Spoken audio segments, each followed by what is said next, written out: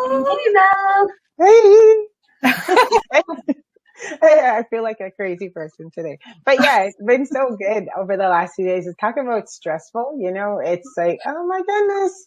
Yeah, we're not live yet. I think let me see. It says we're live. We're in the show. We're in the show? Yes, it says everyone can see and hear you. Hi, everyone. Hello. Hi. Okay. That's good. That's all good though. We're just waiting for Ruby now. So MP Sahota should be joining. I think it was crazy because the very first day we had so many issues with the Hopin platform. It was absolutely nuts. We were like, are you kidding me? Yeah. So, and then it's hard to figure out at first because you're so used to certain platforms. Hopin is a little bit different. Yeah.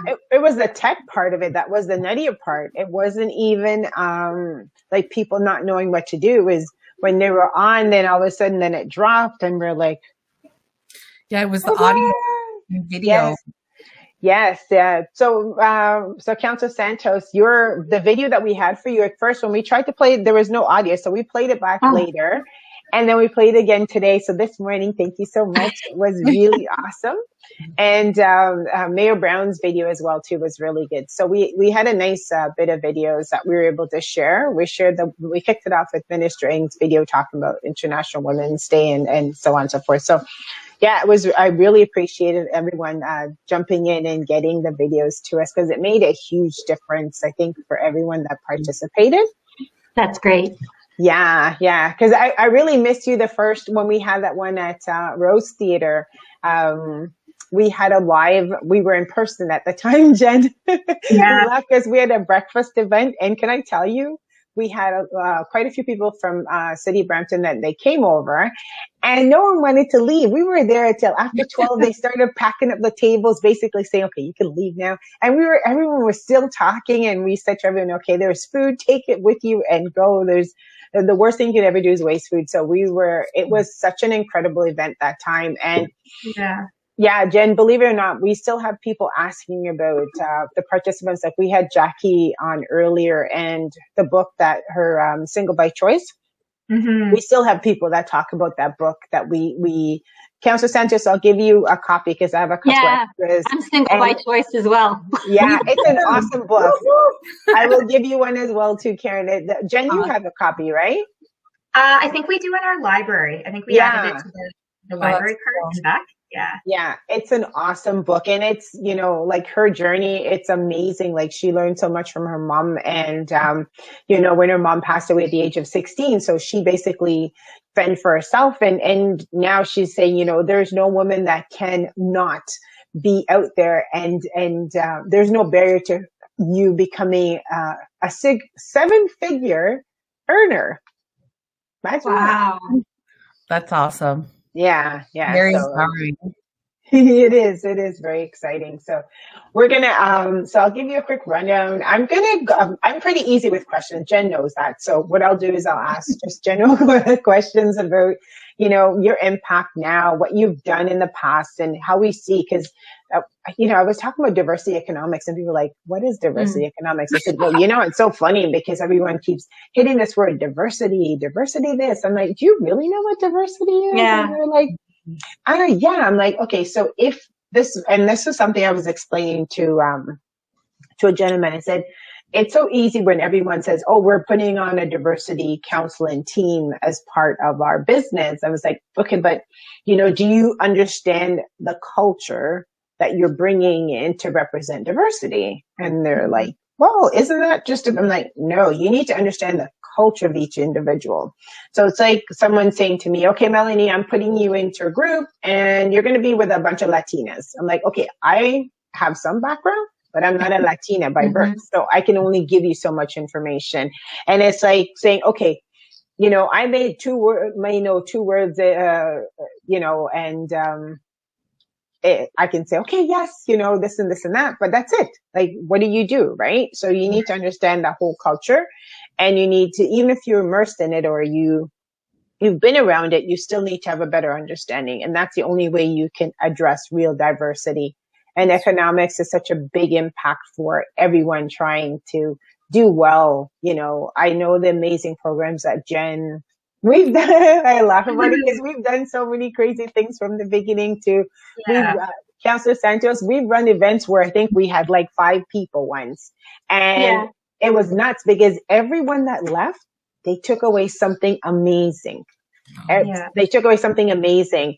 And Jen, we're creating a timeline of success stories, and you're going to help me because you remember most of them than I do. Like we talk about the one where we did first financial literacy event where we had the sisters that came, and their homeschool sisters, and then they proceeded after to start their own business. And it's crazy because a lot of the programs that we put on with Jen and with the Entrepreneur Center, we have people that have gone from that program that we've done, so a small intro program, into Summer Starter program, your Starter Plus program, and then they've gone on to be succcepble. So that's great. So we really see a huge impact in Brampton. I think the way that we go about it, we are like I guess you can say we're like a catapult that really do things. And now we're being involved in more virtual trade missions. So we had one with, it was a Silicon Valley recently, and they were talking about green energy and sharing that with the Innovation District. It's huge. There's some that's coming up with, I have to tell you about it, Jen. This is so exciting. With Scotland, actually. And they're looking for partners and people that want to bring their products, and it's, oh my goodness, there's some really cool stuff. So I have to send you that information next week. So probably over the weekend, I'll do it and send it to you. So there's a really cool opportunity for a virtual trade mission with them. And South Korea, we know of that one. And then there's a couple as well too. So that's how we basically work together, is always to share anything that's coming up, any opportunities. And I think those opportunities will really help us when we talk about diversity economics, because then we're going to get women at the forefront. That to give them opportunities that they would normally not have, that they could go in and say, hey, I'm here. And we talk about combined buying, like the whole structured buying part of it, that all 4 of us on this call, we may have something that we are really good at, but combined together, we can answer a bigger RFP that, maybe only big companies would normally apply for. So us as smaller businesses, we would never apply for, but if we come together as one, we can kick some butt and seriously make some serious, you know what I mean? Like make that impact. It's not about just the money in the end, because what we do will create more jobs for Bramptonians and create more jobs for women. When we look about mentoring and sponsorship and, this is the big thing for me. So Jen hears me babbling all the time, and so does Karen. So Councillor Santos, I'm just warning you, this is very hard, but you'll hear it. And this is like a big thing for me because we see that, and it's just women, they get left behind. So we're like, no, women get left behind. We want to make sure that you're all part of it and you're in there. Yeah. I think it's great. As I was preparing for this fireside chat, and are we live? Are people watching us right now? It says that we're live. We're live. It says we're live, but I should find it from Aldine. Are we live? Let me see. As I was preparing for this, this fireside chat, there was a lot of stuff and articles that I have read about women in particular, because, and I'm asking it for live because I would love people who are watching this to hear this. Yeah, for sure. Based on like a lot of research, and we know this kind of anecdotally from ourselves. Harvard Business Review put out an article, and I've recently joined officially LinkedIn. And like, I love the articles and I read it. It's like a different type of social media that is more valuable, I think. Anyway, so there was a Harvard Business Review article, which I saved on my profile, that says that essentially when women apply for jobs, especially senior leadership sort of jobs, they look at the job description and they say to themselves, okay, I could do 80% of this job. I could totally do 80% of this job. But then they're like, I can't do the 20%, and therefore I'm not going to apply for that job. Right? Yes. And so the article says that that women are harder on themselves, that women don't have enough confidence in saying, you know what, forget it that I don't know how to do 20% of that job. I'm going to apply anyway. And what was interesting, we are live. What was interesting about that article was that when they looked at men, it was the opposite. For men, if they can do 20% of the job and can't do 80% of the job, they're going to apply. Yeah. Yes. And so your point, Melloney, is so important because women, like you said, need to be encouraged and they need to be given that mentorship and that drive to say, so what? You can't do the 20%. We're women. We'll figure it out. We figure it out every day when we wake up in the morning and we have like 50 things to do with kids and getting ready and garbage and dishes. Like we figure it out every day. So just go and apply and just go for it. Yeah. And to your point, you're so on point because that was part of a conversation yesterday. That was part of a conversation yesterday where one of our panelists, she mentioned that someone approached her to sit on a board. And she's like, I thought about that, but I didn't have all of the qualifications. And then the person said to her, but have you looked at your resume? Have you looked at your accomplishments? She's like, of course, it's my resume. Why would I not know what's in it? And they're like, okay, so then you need to step away and look at it again. So we're talking about imposter syndrome. And even today, we brought up that same thing, saying that we will wait until we have 100%. So every single checklist, every box needs to be checked before we go ahead. And to your point, Councillor Santos, about, senior leadership, you look at it now and you look at the number of CEOs that are women and like top leaders, you're like, there's still not that many. And many, many years ago, we're going to hit into the panel very shortly. We were just chatting amongst ourselves and chatting so everyone can hear us. But I worked with Kirsten Stewart at CBC. And when she took on that role, as a woman in that role, oh my God, that was probably some of the toughest time that I can see given to a female leader, because that's a huge job. And it was like, they would question some of the things that she wanted to do for programming. Like one of the big programs that we worked on was it was called Cover Me Canada, which was basically finding Canada's cover band. I remember working on that, and it created some of the new innovations, which was voting live, for someone and voting live and those are services and things that they incorporated in that people didn't even have. They weren't even thinking about any of that. At that time. So, actually, Aldine said she's going to pull questions from the platform and then tell us so we can answer those questions. So we're going to continue talking until MP Sahota gets to join. I know the cabinet's sitting this week, so we can start. But, we were just talking about some of the other things that we've done. So I'm going to ask everyone if we know pretty much your roles, but if you can maybe go around and introduce yourself for anyone that's joined us that they don't know much about you and some of the projects and specific programs that you've worked on. So I'll start with Councillor Santos. Oh, totally put on the spot. Hi, everyone. I'm Councillor Rowena Santos, Regional Councillor in Brampton, Wards 1 and 5, the city that I love, that I grew up in and where I'm now raising my son. And in terms of my role as councillor, we at the council table represent 11 votes, and we contribute by voting on important policy for the city, whether that's property taxes or at the region related to garbage or parks and recreation programs, etc. But we also deal a lot with local economic development and the amazing team that we have with Claire Barnett with economic development in Brampton. I think from my perspective, despite the basics of being a councillor, being a woman of color, representing on that table, if you were to read my bio, the first sentence is, I'm driven by a passion to change the culture of politics.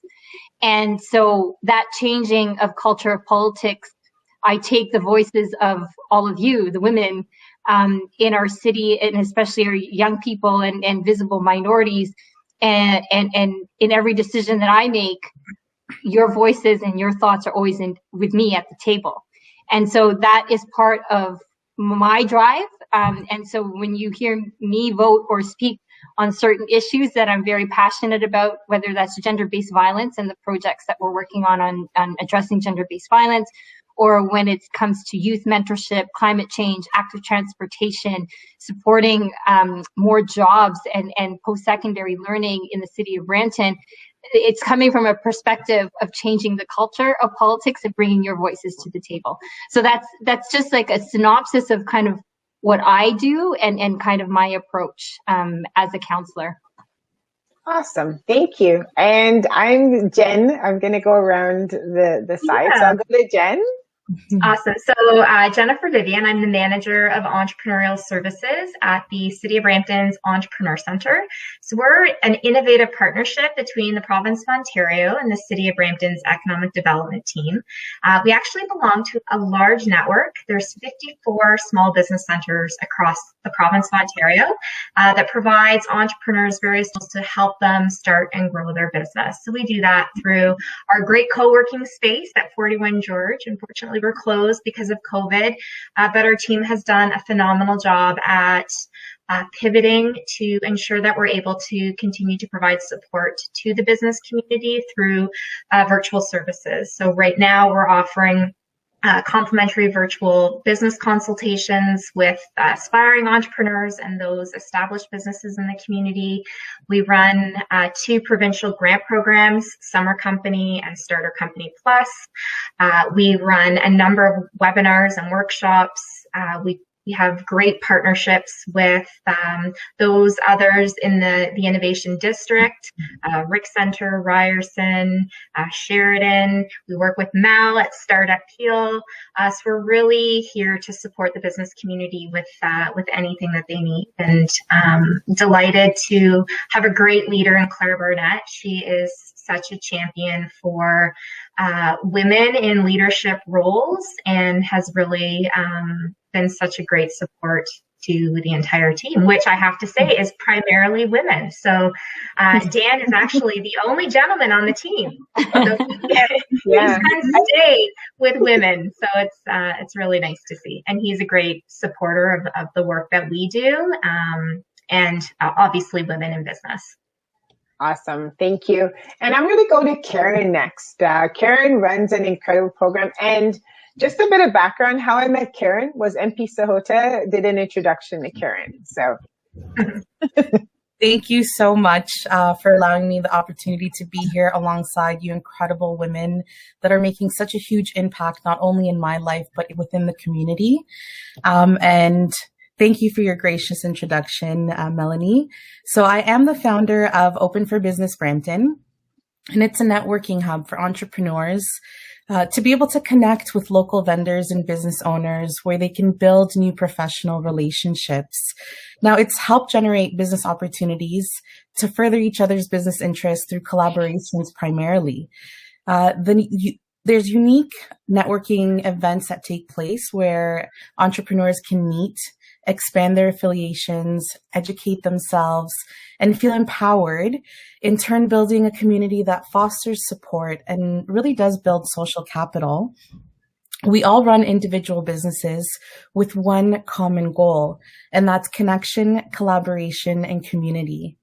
So overall, our mission is to connect, inspire, and empower small businesses by helping scale their brand through networking and marketing events, boost their visibility and online presence, and increase their value within our community. Awesome. Thank you. So MP Sahota, welcome. I know you joined, you probably didn't hear the question that I asked. So the question was really, tell me a bit about the work and specific programs and initiatives that you're working on now, that you could share with us, and a bit of background about yourself. I know quite a bit about you, but I'm going to open it up so you can talk about yourself. Thanks, Mel, and thanks to all the panelists. Most of you I know. It's great to be on with you here today, and happy International Women's, I would say, month. And hopefully we can just make it every single day. But it's nice to be able to take some time out and take stock in the work that we've done and what else we have to work towards. So Mel, first of all, thank you so much. You and Startup Peel have been doing an incredible job. And of course with Startup Canada, You guys have been doing amazing work and in the community. And I constantly, just like Karen said, let people know about you and recommend you to so many that I come across. First of all, I do want to say, we find ourselves as women in different positions, and especially female entrepreneurs. They've been put in a very unique position throughout this pandemic. So I think it's really important to recognize that, first of all, and then figure out what solutions we can come up with. 2020 was really poised to be a milestone year for achievements in advancement in women's rights and gender equality in Canada and around the world. Canada had just marked the 50th anniversary of the Royal Commission on the Status of Women and 25 years since the signing of the Beijing Declaration on the 4th World Conference on Women and the 5th anniversary of Sustainable Development Goals. But rather than celebrating all of the gains that we had made and all of the progress, we ended up in this global pandemic, and it's presented real serious challenges towards the decades of movement that we've gained. And what we've seen is women, for the most part, on the front lines of this crisis in our communities. They shouldered a lot of the burden with unpaid care work at home. They've been slower to return to work. This month, we have I think it was just today or yesterday, the jobs numbers came out. And although we are beginning to add more and more jobs to our economy, we're still got very high, of course, unemployment since the pandemic has started. So women have been a huge part of that, and we're seeing that they're slower to return to work. So there's a lot of challenges that are threatening the gains that we've made, but I just want to say that myself and all of my colleagues and the Prime Minister, of course, of Canada, we're really committed to not just regaining on the setbacks we've had, but we're also committed to working even harder to ensure that this economic recovery that we are entering into, that we are poising ourselves for, is one that's based in equality and female empowerment. I don't want to take up too much time, but I think through the questions later, I could probably bring up some of the programs and initiatives that we have launched in this last year and things that I think some of the viewers can benefit from. I think we've lost Melloney. Oh no! Oh no! That's okay. I'm gonna kill time while Melloney is while Melloney's trying to get on and just build on what MP Sahota was sharing. I think the other important piece here is women during the first phase. So I was in a press conference last week, March the 3rd. And found out that women have, in the first phase, been disproportionately impacted by COVID. Yeah. And part of that is because of PSWs, nurses, all the women who are predominantly on the front lines. They're the ones who've been risking their lives. And then you match that in addition to what MP Sahota shared, as well as the gender pay gap that still exists for women, where we make 85 cents to the dollar of any man, and it's worse for women of color. And so, but the amazing thing about women, and particularly women entrepreneurs, is that we persevere, right? It's like we don't stop, and I think part of what doesn't stop us is our motivation to do better for the next generation and for our children. It's like when my son sees me working my butt off, when he sees me having conversations about International Women's Day, when he sees me working harder than any other of my colleagues on council, he asks the question, "Mommy, why is it that all superheroes are white men? Why aren't there more superheroes who are women?" Like these, so I think part of our conversation together as women is focusing on the next generation and focusing on how those stories and how we are in front of our children, but even more importantly to the boys. Yeah. Right? And teaching them the importance of making space for women, because when you do, we are unstoppable. Agreed. Anyway, I wanted to add that while we're waiting for Melloney. I know you're a boy mom, Rowena, as well, and so am I. And often, of course, I've dreamt about having a little girl as well, but I've seen that as well. I've noticed that, and it's not something that I intentionally was, trying to discover, but it keeps hitting me in the face when I hear my son make particular comments that he doesn't really come from a place where he sees gender specific roles or has the same biases that we grew up with, just very much just because he sees a mom in the position that I'm in. And so for him now, his reality is that women are in politics and men are in different roles, right? Like, so it's very interesting to shake things up and challenge that status quo that we've been so used to seeing. And so just like your son is saying, he recognizes, why aren't we seeing more women that are superpowers and super heroes? It's very interesting because even my son, he's into video games a lot. And I remember when I grew up, boys would pick the boy avatars, girls would pick the girl avatars. And I don't find that with him as much. He just thinks like, whatever's a kick-ass avatar or whatever character to play, and that might be a woman or it might be, whatever, or you might not even be able to, you might not be sure. And they don't see those, like, they're not hung up on those things as much. Yeah. So it's really nice to see. Yeah, and I think that next generation of young boys and girls in whatever field that they're in, they will have that level of acceptance in terms of making that space and probably advocate.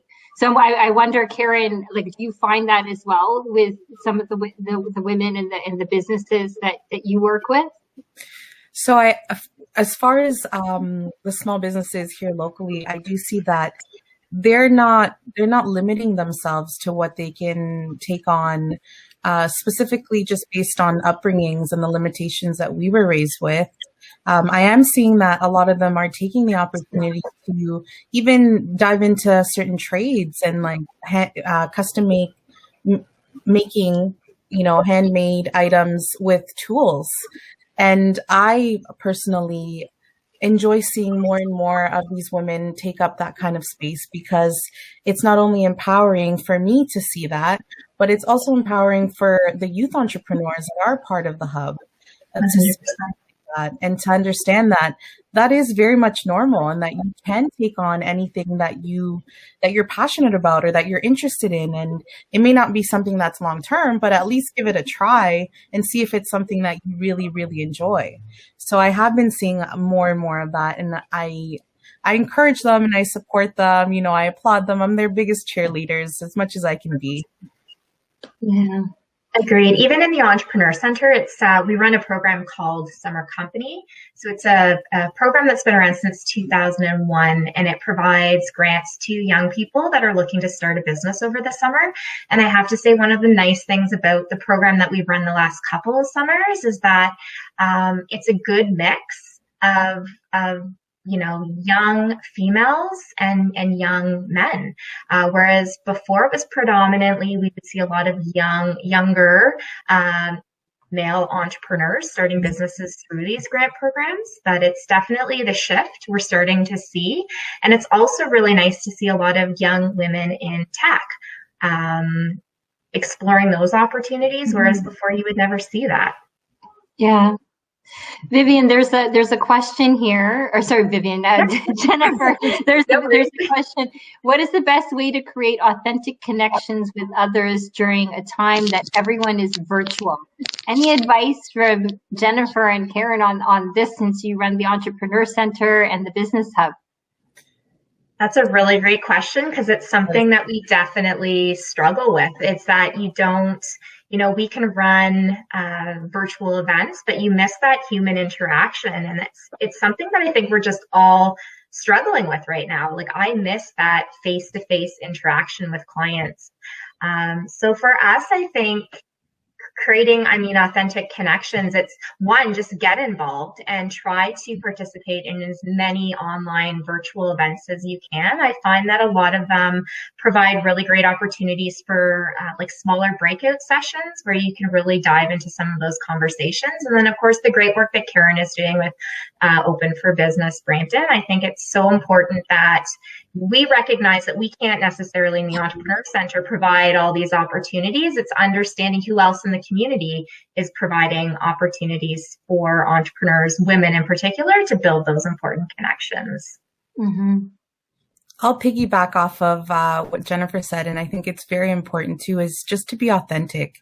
When you're essentially meeting and connecting with other people, it's leaving the titles aside and even the businesses, and just really connecting with somebody else on that personal level, because that's what you're doing, is you're getting to know another human being. And then through the learning of that, you're getting to know and understand their passion and their why behind the business.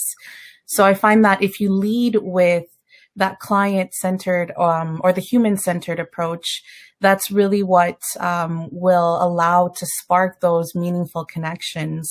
And in having those conversations, not just it's continuous dialogue that you would have and that continuous support in various ways. It doesn't have to be by making a purchase. It could be by, clicking the like or even sharing something that they've posted, and just really showing them that at the end of the day, you're, depending on whatever capacity you have, you're there to support, you're there to encourage, you're there to be of service in any way that you can be, because we're human beings, first, and then our titles come shortly thereafter, and the multiple roles and hats that we all wear.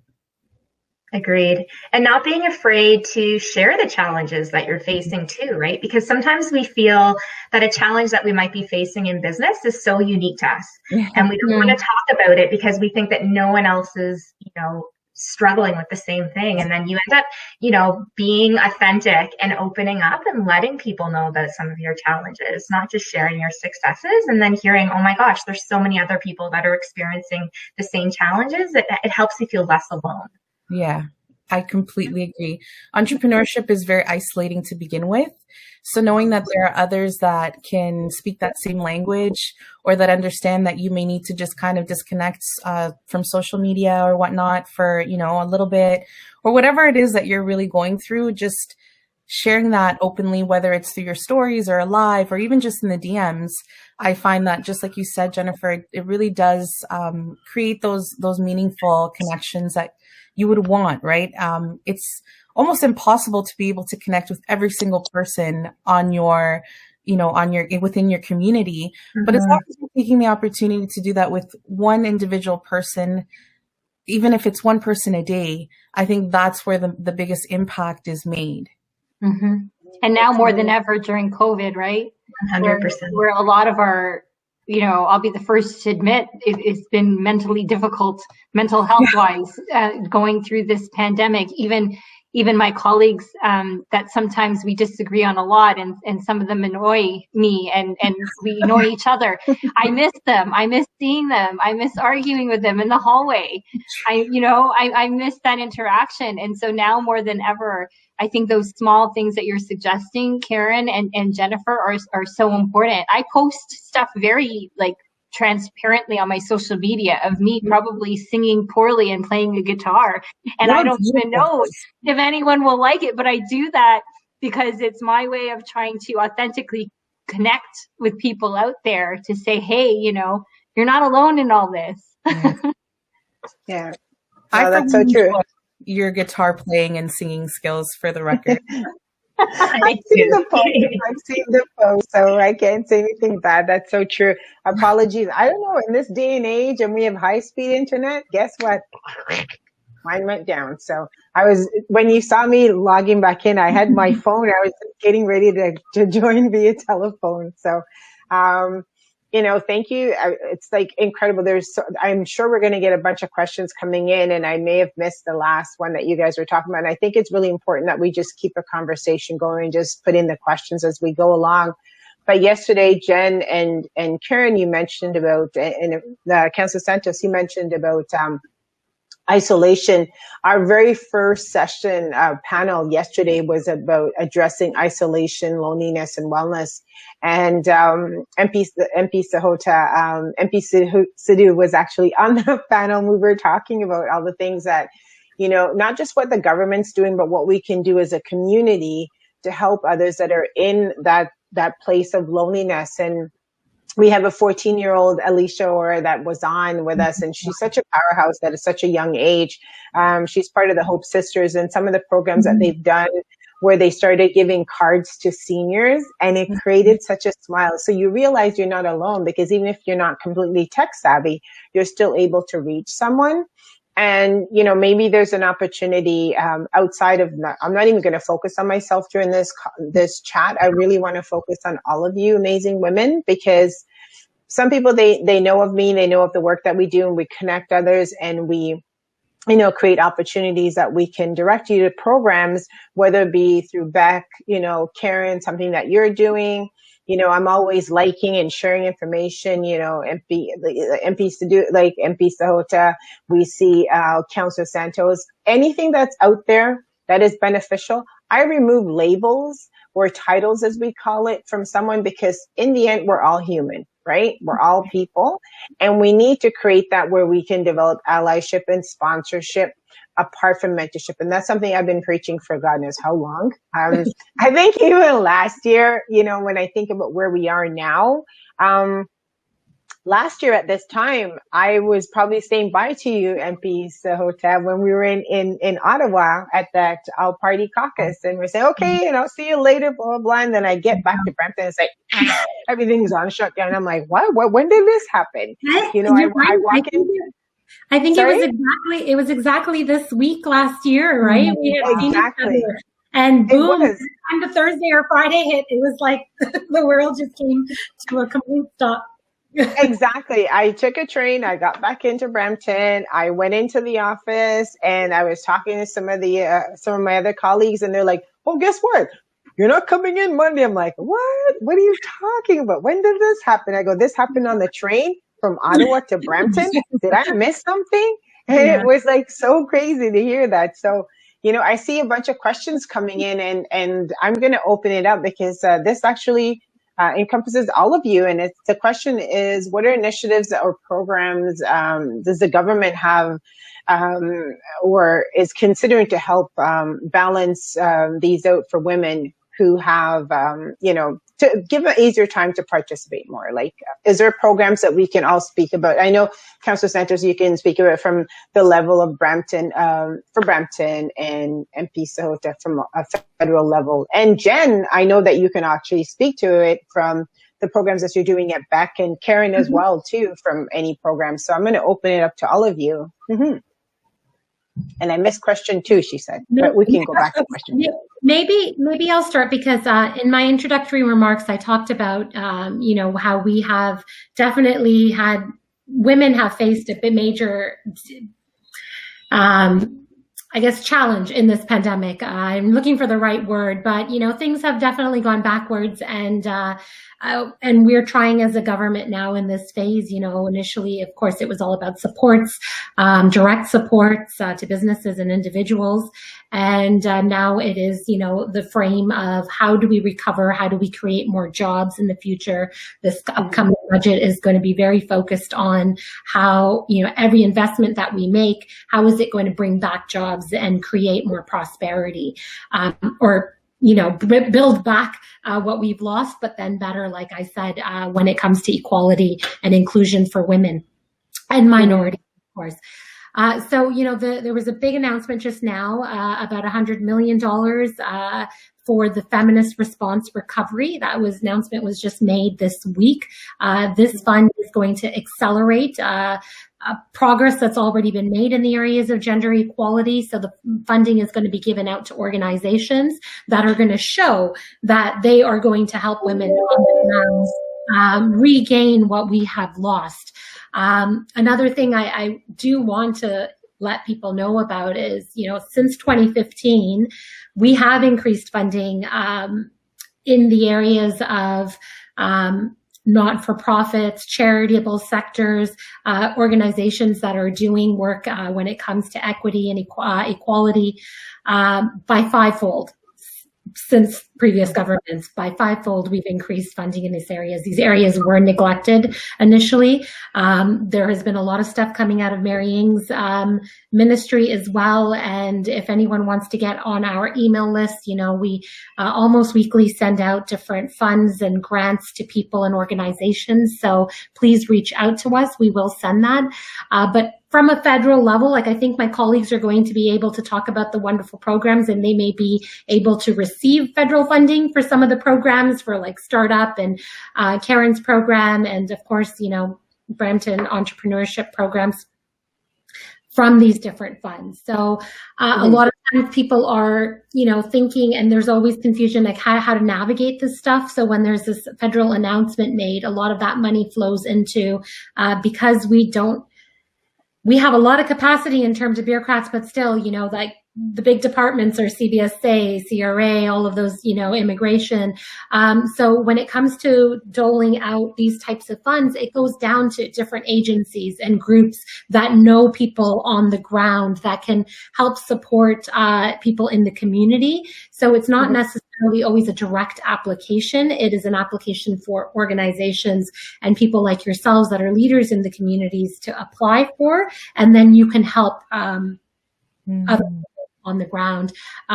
Except, right now with the direct supports that we have been giving through COVID, of course, everyone is eligible to apply for those, and through the Development Bank of Canada as well, or through your own banks that you're running business accounts with. But what I will try to do in the future for, these types of questions is maybe try to be more transparent in our communications as to what organizations are receiving this funding. We try to announce that as much as possible, but then people can have an idea of, these are the organizations I should go to look to see, because they've received federal funding, right? So a lot of charitable sectors have received a lot of that funding. So I think that would be easier. And childcare, hello, that was one of the things in the intro. We kind of, women have definitely been always been doing unpaid work when it comes to taking care of responsibilities in the home. But more so than ever before, they're having to really take a step back because of that access to childcare right now, when your children are at home and you have to make that tough decision as to who stays home and who goes to work. Oftentimes it is the woman that ends up taking that responsibility. It just is what it is right now. And we are going to be rolling out more of what our plan is going to be when it comes to affordable childcare in our upcoming budget as well. So I'll, just say, contact us. We'll, there's so many different programs. I have a list of 12 right now in front of me, but there's no way anyone's going to remember or absorb all of that. So that information can be sent to all the interested parties, and of course to all my panelists as well. You feel free to reach out and we can send you all that information as well. That's perfect. Yeah, because I know I usually get your mailings and I forward them off to everyone else that's on the list. I was like, oh, here you go. So, and in terms of that, I think, Councillor Santos, maybe I can have you jump in on that same question, and Jen.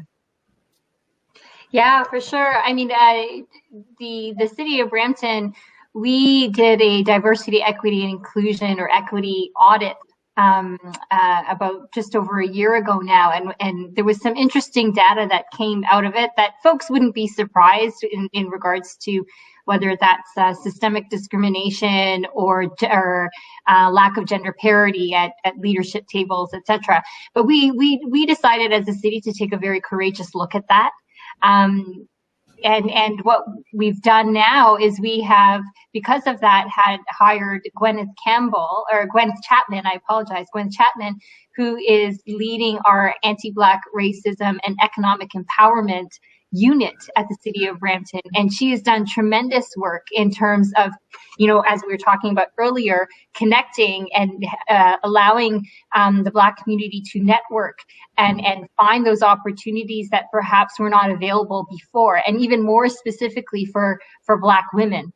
So that has been a tremendous help in terms of trying to bridge the gap and having very important conversations that would otherwise not have happened.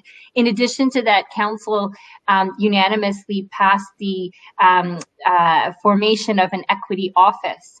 And within that equity office, I've been talking to Claire Barnett about this. Actually, what we want to do is to, through the equity office, and including the CAO, David Barrick for that matter, have some sort of women's mentorship program for women in particular, whether that's within the city as employees or throughout the city for women in general.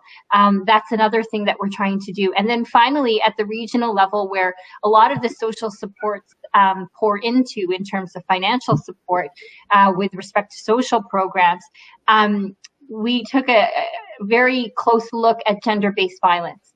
So from my perspective, one of our biggest barriers, I know it was a question coming up later, one of the biggest barriers to gender equality and gender parity and women in leadership is gender-based violence.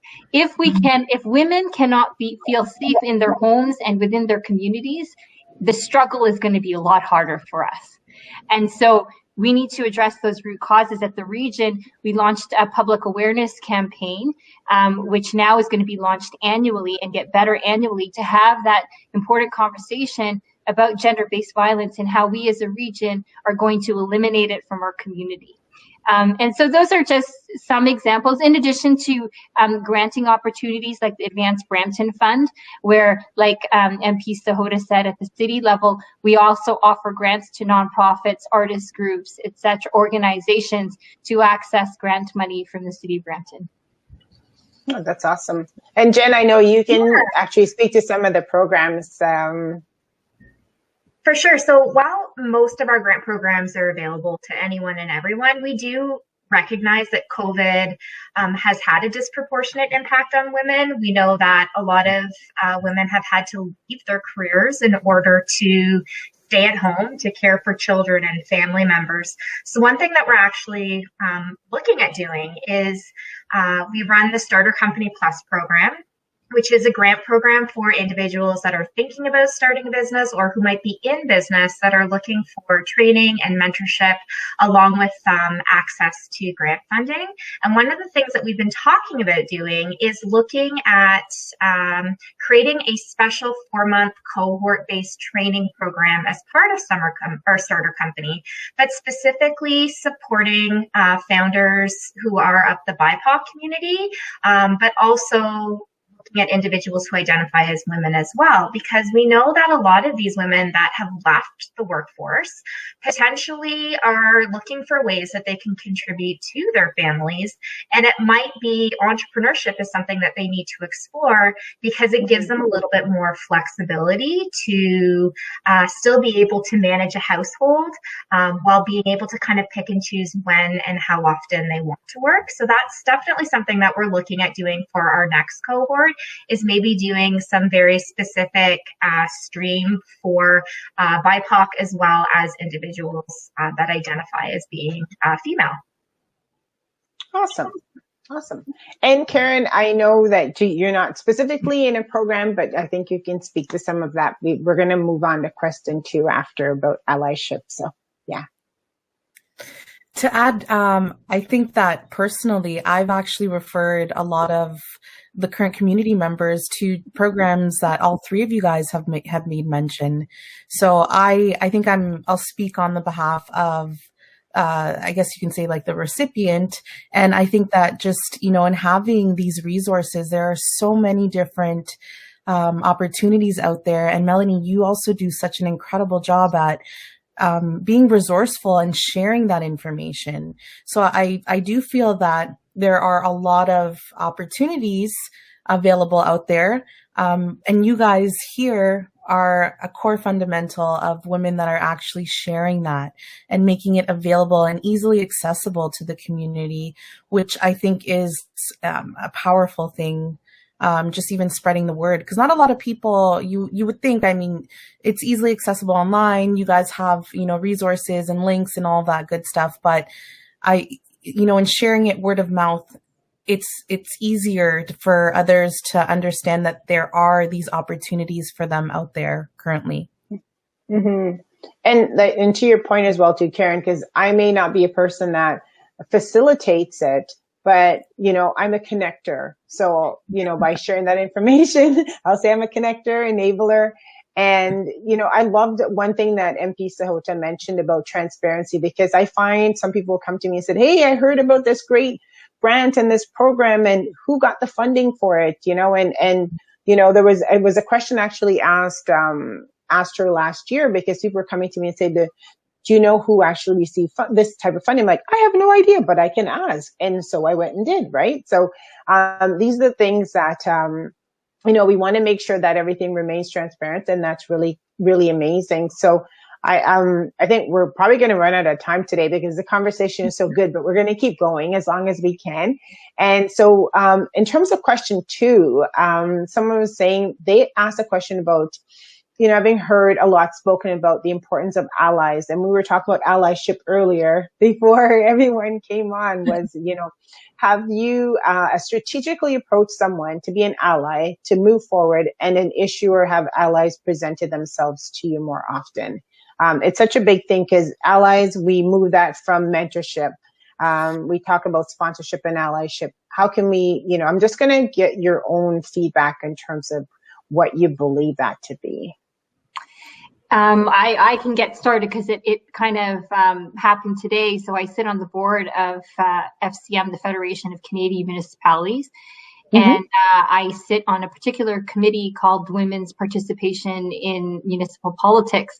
And what was interesting was that we had allies at that table. It wasn't just women who were at that table. There were men on that table, specifically Councillor Somerville from Halton, as well as Councillor Darren Hill.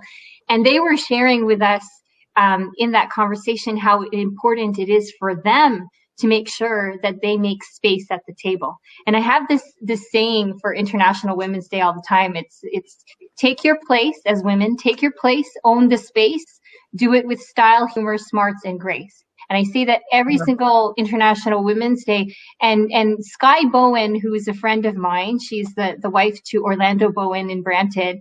When I was talking to her during the Black Lives Matter movement and George Floyd over the summer, I said to her, how do I become a better ally? I don't know everything about the issue, but I want to be better. And I don't want to say anything stupid to offend anyone. How do I be a better ally? And she said to me, you know what?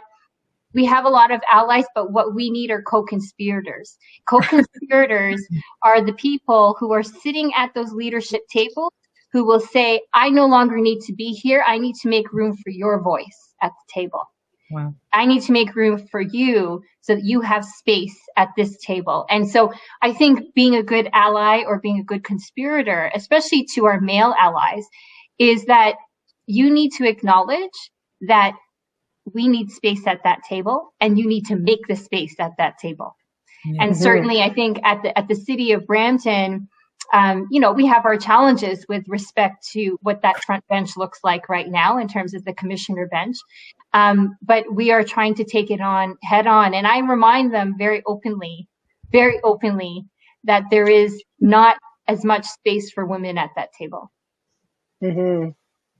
Not right now, anyway. We're working on it. But there will be. There will. Yeah. I agree. I can attest to the fact that Rowena uses that motto every Wednesday. I've heard it before, and I still love it. So I'd actually like to share, just to add on, because it asks, or they asked, have you strategically approached somebody to be an ally? And this goes back to last summer when, just the civil unrest that was going on. I collaborated and teamed up with an incredible woman who's doing really incredible things here within Brampton as well. And it's Tiffany from Brampton Mummies.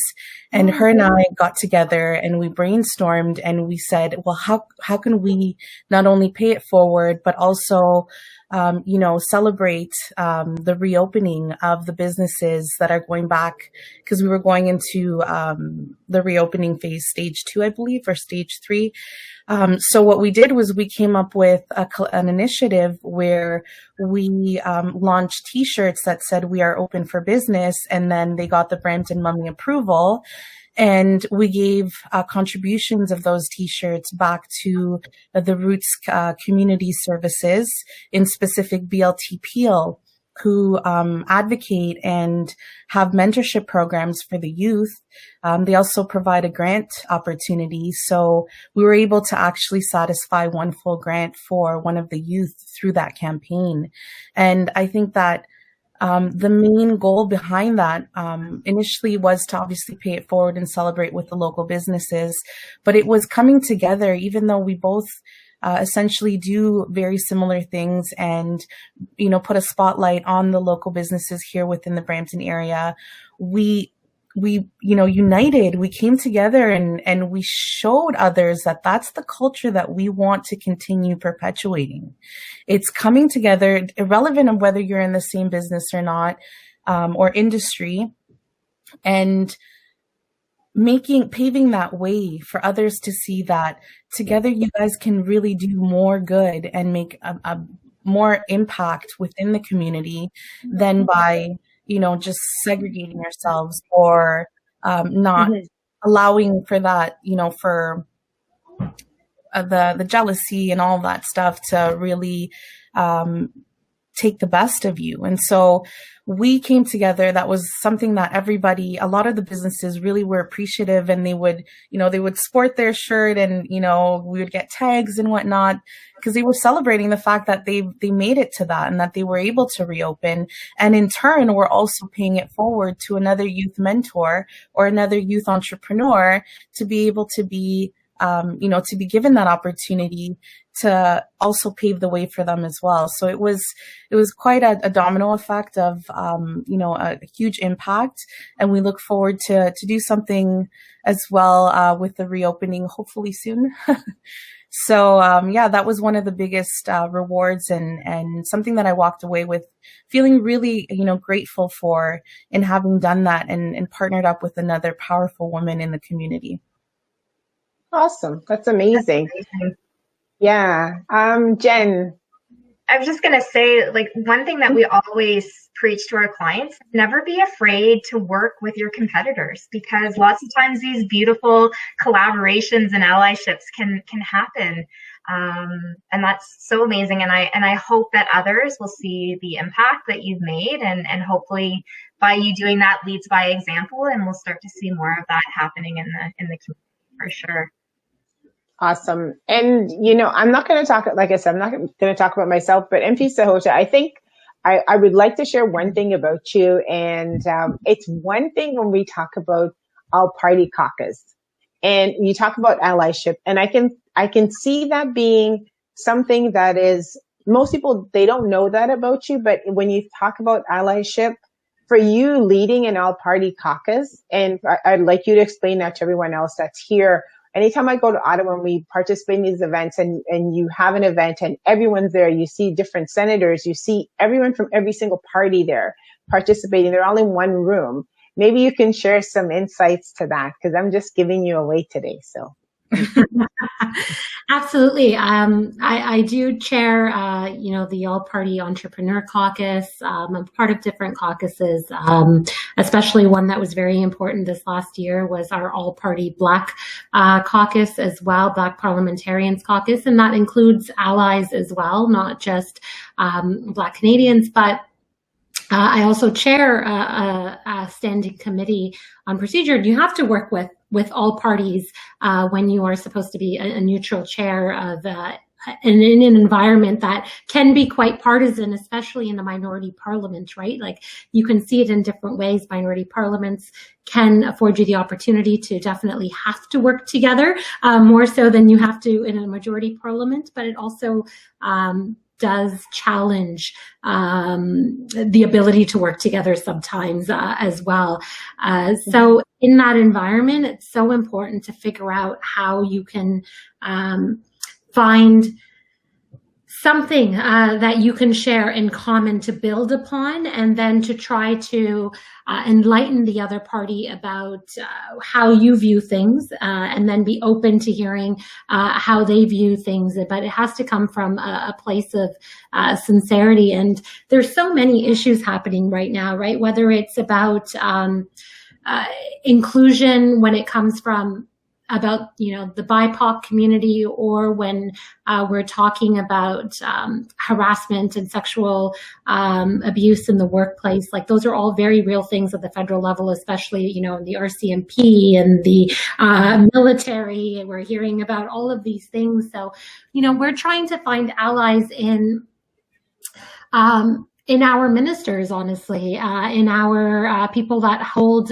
different positions of leadership, whether it's deputy ministers. And in some institutions, it's a lot harder than others, but you need to make them aware of your lived experience, and you have to, on the other side, be open to it. So I think, especially when the Black Lives Matter movement was so big last summer, you know, I had to make myself, had to really sit down and really try to absorb more stories and understand from the lived realities of people around me, of staff on Parliament Hill.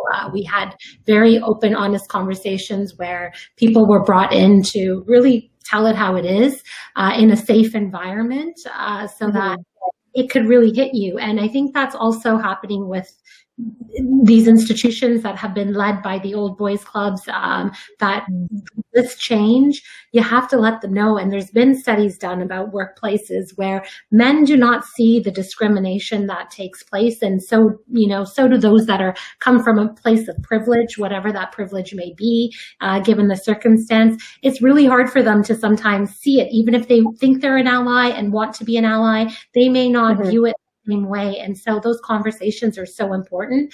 Some studies that have been done show that even sympathetic males, like, they won't see sexual harassment in the same workplace where at least 38 to 40% of women have reported harassment in the workplace. And this is reported. 77% of the men in that workplace will say that there's no such thing as harassment in that work. So there's a disconnect to really viewing that reality that most people live in. I can say, when I dig in deep to, my experiences, and it's stuff that only comes up when you start having that conversation, that you vary, because we're all about, I think something Rowena said earlier too, we're all about pulling at women, want to succeed. They want to overcome these challenges and hurdles. Yeah. And so oftentimes a lot of strong women like ourselves, you try to kind of push a lot of those negative experiences down. And at least that's been my experience. And I'm trying to now open my mind to even some of those things that we've probably, a lot of us have gone through, that we kind of lock up somewhere and try to just move on and not talk about it. And because we think it's going to bring us down, it's going to bring us down, and it may become an obstacle if we talk about that challenge in our success. And so we have to stop doing that. And I think that's the only way the allies around us are going to realize what's really happening. And so, a lot of kudos to a lot of the young people and the people in the community that have brought these issues to the forefront, have spoken about their real experiences. It is creating change. And you do have allies at different levels that are starting to wake up and kind of realize it, that fear that you have when you're in a workplace environment where you do have someone harassing you, having to go in, be in an elevator, be in a secluded area with, I think there's only, mostly it's women that encounter that type of fear, and it can do a real psychological trip on you and can really hold women back from the success that they should be achieving. So many of those conversations are happening, Mel, across partisan, within the party as well. And I'm so glad that we're opening up that those conversations that we forgot to talk about in the past. Those are all on the forefront. Those are all up for discussion right now, and that's going to create real change. Awesome. Thank you so much. I know, let's see, how much time do we have? I do want to get to one question. I know we touched on microaggression before, but there's a question here from a young female entrepreneur. She's building her business while she's finishing her degree, and she's in an early stage. So, I think maybe we can find out who that is, Aldine, and we can reach out to her, because she was asking about different communities and entrepreneurial communities. Startup Canada has entrepreneurial communities right across Canada, even north, like up in Yukon.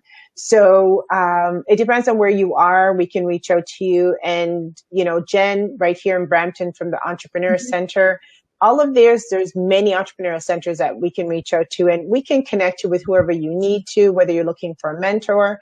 And also we look at International Women's Day as not just the week of March 8th. We look at it as every single day throughout the year. So it's really a mindset. And I think people need to understand when we take that on, and I'm going to speak just collectively for a minute. When we take that on, I'm looking to say, okay, I see Councillor Santos in need of, I need to embrace her and I need to support her here, and I'm going to step up. I don't even need to think about it. Do I want to do it? There's no thought process in that. That's the way that I know us 5 ladies here today. That's how we think. We just go ahead and do it. If we see someone in need, the first thing we do is like, how can I help you? What do you need me to do? I'm not going to presume that you need me to do something specific. I'm going to ask you, how can I best help you? And that's how we've always worked together. And that's why we see just levels of success within the community, right from programs to that we've, started maybe a pilot of something to what we see, something that we're expanding even larger now today. So I really wanted to, just share that. That's just from my working with all of you. So I wanted to share that in there. And, Aldine, I know that we're supposed to end at 4:30. So I'm going to be mindful of everyone's time because, it's such a thing, but I really wanted to, I know this year is Choose to Challenge. And I would love to get some parting remarks from everyone with regards to Choose to Challenge. Like, give me a piece of advice that any of the women out there and women supporters that support women that you can impart based on Choose to Challenge. I will start with Councillor Santos. You're starting with me, but then by the time everybody finishes, I'm going to say, I forgot to say this. And that's okay. You can go back and do that. That's okay. That's okay. I mean, I think I'm gonna say the same motto I say every single year. I'm going to say it again. Women, take your place, own the space. And when I say own the space, I mean, fill the room with your voice. I mean, have the confidence and don't be afraid to raise your hand. I mean, own the space, meaning own what you do as perfect, but also own your mistakes and be accountable for your mistakes as well. Because when you own your space, you are no longer the victim. You are completely empowered and responsible for every single thing that you choose to do. Your mistakes, your perfection, everything. So take your place, own the space, do it with style, humor, smarts, and grace. And I will say that MP Sahota has been incredibly graceful at being at encouraging allyship and cross-partisan allyship. And why is she so graceful at doing it is because she loves our city and because she believes in the work that she's doing, which is far bigger than any party. And so do it with style, humor, smarts, and grace. I think that's my advice for women in our positions. Always be open to learning. We don't have all the answers. We don't know everything, which is why I still have mentors that I look up to. And to the young people like the entrepreneur here who's asking for advice, seek out those mentors. And we need to be there for them. To your point, Mel, we need to be there for them, to give them the confidence, to give them the courage, and to give them the encouragement to keep going. That is our legacy. So that's my advice. Okay, and Jen. Yeah, I guess to add to that, we had a presentation last Friday in celebration of International Women's Day with Dr. Robin Hanley Defoe, and it was all around balancing and enjoying life with work. And I have to say, one thing that I took away from that I need to practice in my daily life, and I think many women do, is to never be afraid to ask for help. Because I think that as women, we try to solve everyone's problems. We try to be there for everyone else. And sometimes we forget to practice self-care. And when we need help with something, not being afraid to raise our voice and asking for help. And especially for entrepreneurs, I mean, there's endless support available to you. So don't be afraid to ask those tough questions, and don't be afraid to ask for help if you need it, because there is a huge network of support available to you. Awesome. Thank you. Karen. I would say from a entrepreneur's perspective, if you have an idea, if something has, set out those butterflies in your stomach and you've kind of materialized the ideas in your head, but have never really followed through with it, just go for it. Just try it out. See if it works for you. Like Jen and all the other incredible women on the panel have said, there are so many incredible resources out there for you. As long as you find something that you truly passionately enjoy, try it out. The worst case scenario is you realize it's not for you and you keep it moving. But don't ever hold yourself back because of that fear, because you're going to, get to a later stage in life and you're going to feel so much regret for not even trying.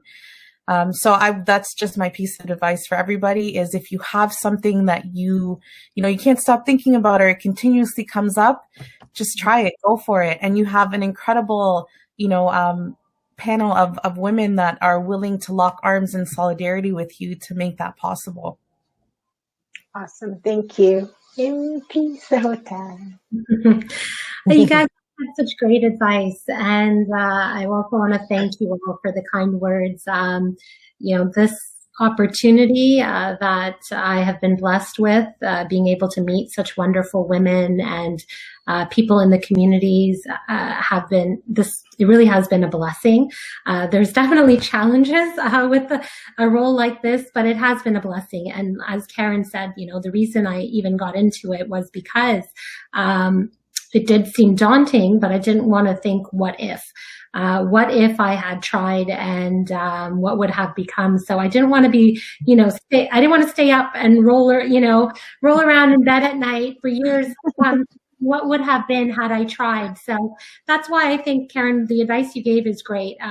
Just do it. And like Vivian has said, definitely ask for help, but also, women are also very afraid to sometimes let people know what they're good at, right?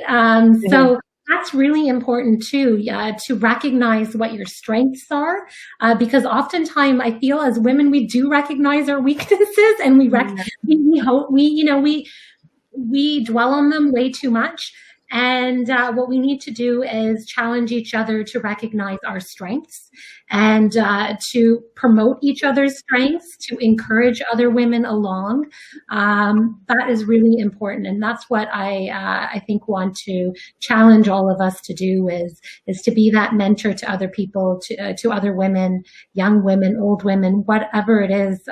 Try to encourage them, try to let them see the light that shines within them and the strength that they have. That's awesome. Awesome. Awesome. I guess I will leave one parting. Choose to challenge. Oh my goodness. So choose to challenge a mindset that you have that's not positive. You need to remove that, because we always talk about, do you look at the glass that's half empty or half full? It's the same thing with a positive outlook. If you're always thinking, oh my goodness, what if I do this? What if I do this? Well, this is not going to work. You are creating so much. You're filling your glass with so much negativity that if the time comes, and when the time comes and you have a spark of light that you want to put in there, there's no space left for it. So we need to remove that we were taught before when you do meditation about self-talk and positive self-talk. If you employ that and remove negativity, you can only create space for positivity. So that's my last thing, is to choose to challenge, to remove that space of negativity and swap it out with positivity. So the time that you spend wondering and worrying about things, you tend to attract, if you worry about something, you tend to attract the negative more so than the positive. Mm-hmm. Yeah. So that's so wise. that's so pretty fun. much it. I know I could continue talking forever, but Jen, you know me already. I can talk. I know. Yeah. Next time we gotta do it all in person. Yeah. Yes. With our favorite beverage in tow, whatever it may be. Yes, exactly. And Councillor Santos, I'm going to ask you, did you think of anything else that you want to add at the end? Other than, like, you're all extraordinary. That's all. And all the women who are watching are extraordinary as well. And I think to the young entrepreneur, perhaps we should consider doing this, more regularly, as part of a women's sort of supporting each other, just more regularly. That's all. Mm-hmm. I would love that. Yeah, that's amazing, because one of my colleagues from Vancouver, his name is Colin Weston, and Colin's actually from Brampton. He's born in Brampton, raised in Brampton. His father still lives here in Brampton. And just because of COVID, he hasn't been able to come back and visit, but he usually comes, and we've done co-events with him, and Jen can speak to that. We did it for small business. We did it for Small Business Month. We had a great session with Colin, and Colin and I, we do a lot of cross events together. And one of the things that we were looking at while we go through COVID and the rest is to create monthly events. So I think we're going to share that, and then we can bring everyone in. We're going to do an event with Startup Vancouver, Startup Brampton, Startup Peel, bring that event, and we'll be opening it up to so many people within the community to participate with us. And, one of the things we're also doing is focusing on a women business, some that I met through the Strike Up conference not too long ago, and other communities where we can empower these women business. I met one lady, she's actually in Mississauga, so she's still in Peel region, and she has a line of natural products to help women or people that have psoriasis and eczema, all natural. And she's like, where do I start with this? And she's worked in pharma before, and now she's doing something amazing. And it's the same thing with another group of women from Hamilton, which is not in our area, but still everybody to me we're all inclusive. And they create products for women that have had mastectomies. And, and it's like, where can I go with this? Because due to COVID, things are closed down a little bit. And I said, well, what we're thinking of doing is creating a workshop or creating like an event similar to this, where it could be just a fireside chat. And you bring on a group of women that have a bunch of businesses, and you want them it's a way for them to promote their business. So Jen, that was something I was going to talk to you about, but since we're here, we're just talking about it now. And, do it in such a way that you're helping to promote these women and give them a platform that they can, spread this information. We can share it within our collective network. So I think it's a great way that we can do this. So, not to put everyone on the spot, but my brain's always working overtime. So it's just thinking of ways that we can all help each other and empower women, and beyond just this week of International Women's Week, it's International Women's Month. Every day is International Women's Day. So, So thank you all so much. Thank you. Yeah. And I think Aldine's going to kick us off any second now. So I don't see her coming back to say you guys are done. But I think she said, no, I'm not kicking you. Okay. Yeah. So I think that's it. Aldine, did we have any additional questions? No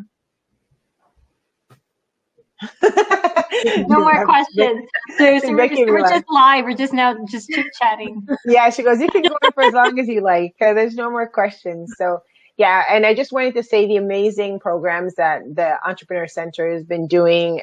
You've reached so many people. I always laugh when I tell the story when I won the community award, and Jen and Dan, they came to Mars to sit at a table with us, and it was such an amazing experience because I told the story about how I first started the community here was, moved from Toronto. I come here to Brampton, like, where can I find resources for small business for anyone? And I couldn't find it. And then reach out to my councillor, and he's like, oh, you should speak to Denise McClure. I'm like, oh, okay. So I send an email. He sends me an email. So I send it out, and Denise responds like, sure, we'd love to talk with you. And that's how that's how our relationship began, from within City Hall, with a very small event. We had the sisters, and, a financial literacy drop-in session that was, it was actually sponsored by Intuit QuickBooks. And that was the beginning of our story. And we're still together. How many years is now? 5 years? Oh, I feel like it's more than that. But I guess 6 years, one of the success stories that came out of that partnership was there were the 3 young women that were homeschooled. So they were completely isolated from kind of like things that were happening in the community. And I guess it was mom and dad that got them to come to this financial literacy event put on by Startup Peel.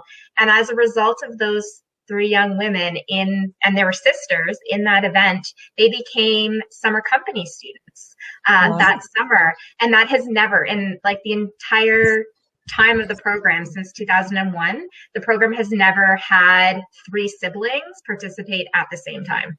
That's so cool. And they were all sisters, so very cool.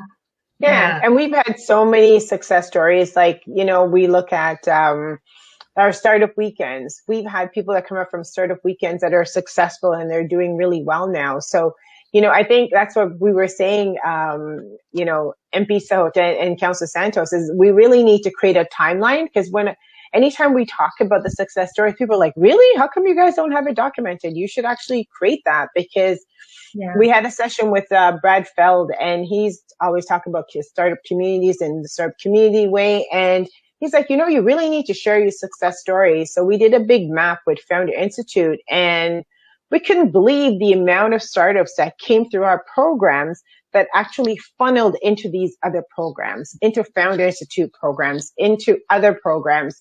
And, so I know we're going to come off at 4:45, but even people that went into one startup called Knockry, they pitched at one of our events, and it was at Microsoft Store at Square One. And that was one of our very first pitch event that we did. And I can tell you, 4 of the startups that came through that, they may not have won, but they've actually branched on to something greater now. And last year we did the Entrepreneurship World Cup. And I'm so proud of us in Canada, because the 2 startups that we sent to pitch against the other startups in the world, they came in 2nd and 3rd respectively. So amazing. Yeah. So apparently we're getting a lot of good feedback. So yay, that's awesome. But, but thank you all so much. And I wish everyone a fantastic weekend. So yes, we're going to do something monthly. And I think, and let's just do it. Yes, let's just do it. Let's just do it. Enjoy the beautiful weather this weekend, everyone. Yes. Okay. Guys. Thank you. Time for Okay, self-care. bye. Bye. Bye.